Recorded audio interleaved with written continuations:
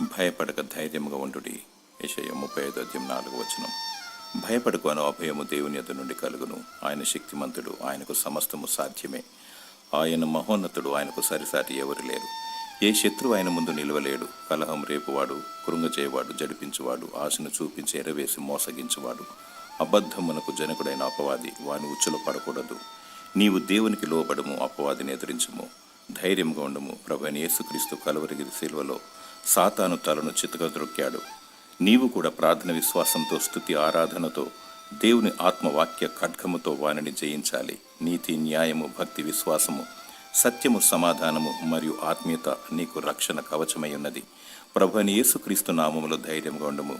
నీకు విడుదల సమీపించి ఉన్నది. ర్యాప్చర్ కొరకు సిద్ధపడుము. కనురెప్పపాటును సంభవించును.